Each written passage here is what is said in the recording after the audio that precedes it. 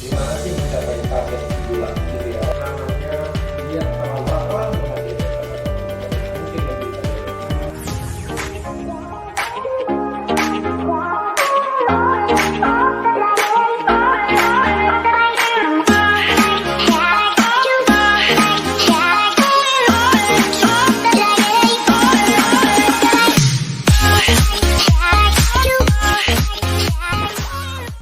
Halo guys, ketemu lagi bersama saya dengan Dr. Tulus Angudi, spesialis penyakit dalam. Saya akan menyambung part pertama yang kemarin dan saya akan menyambung ke part kedua saat ini untuk membahas, dok, bagaimana ya untuk terapi insulin pada saat bulan Ramadan. Nah teman-teman, banyak sih orang-orang yang menderita diabetes yang sudah menggunakan insulin. Apakah kita harus men-stop insulinnya? Tentu saja tidak. Apakah kita harus melanjutkannya? Iya. Nah, tergantung dari pasien-pasien atau teman-teman yang lainnya sudah menggunakan insulin itu berapa macam jenis insulinnya, berapa kali sehari. Nah, itu harus kita selidiki lebih lanjut. Oleh karena itu, saya di sini akan membahas tentang penggunaan insulin pada bulan Ramadan. Nah, insulin sendiri itu dibagi menjadi beberapa bagian. Pertama, yang kerjanya cepat, yang kerjanya medium atau campuran, gabungan antara yang cepat dan yang lama, dan cara kerja yang lama. Tiga jenis obat ini dari insulin itu memiliki efek yang berbeda. Cara kerja cepat artinya begitu disuntikan insulinnya itu langsung memberikan efek untuk menurunkan kadar gula. Kalau yang medium atau yang mix itu memiliki efek agak panjang, sedangkan yang cara kerjanya yang panjang itu memiliki efek yang cukup lama. Nah teman-teman, sebelum kita mengatur untuk insulinnya itu, kita harus mewaspadai apakah teman-teman sebelumnya sudah menderita penyakit ginjal atau tidak, karena penyakit ginjal ini sendiri juga harus kita waspadai untuk penggunaan insulin ini. Yang kita bahas sekarang adalah bagaimana untuk pemberian insulin pada saat sahur dan berbuka. Nah teman-teman, kalau teman-teman menggunakan satu jenis insulin yang cara kerjanya panjang, itu bisa diberikan pada saat teman-teman berbuka. Karena sekali lagi pada saat kita berbuka porsinya akan lebih banyak dibandingkan kita sahur. Dok, lalu pertanyaan yang berikutnya adalah, dok, bagaimana untuk yang menggunakan insulin cara kerja medium?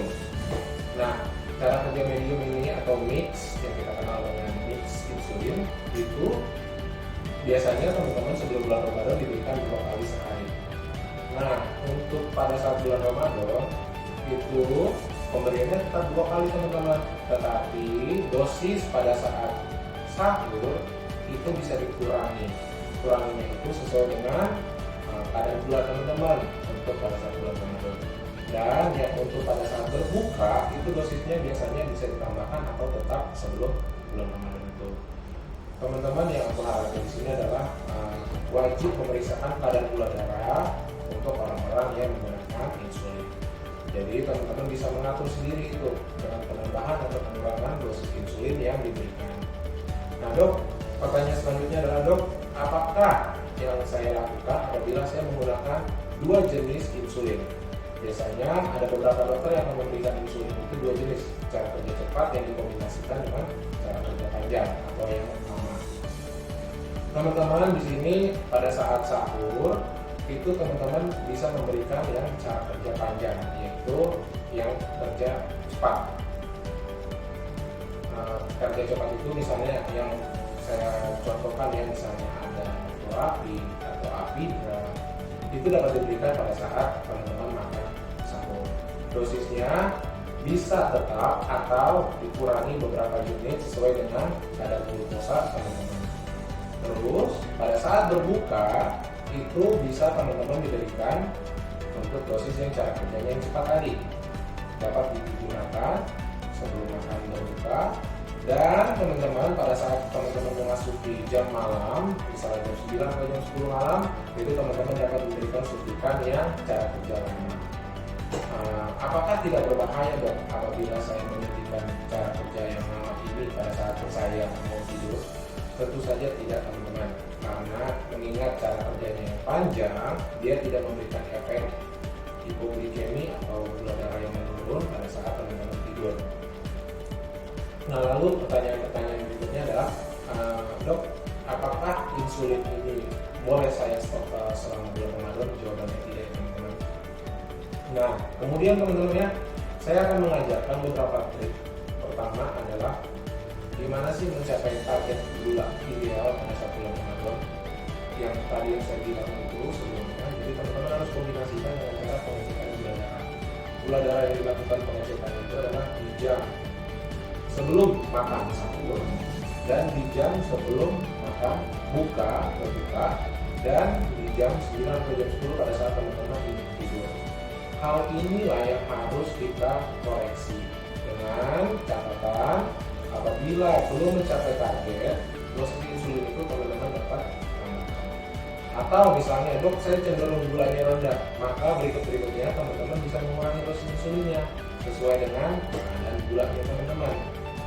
Kalau memang teman-teman masih rasa khawatir, teman-teman bisa untuk berkonsultasikan ke dokter teman-teman masing-masing.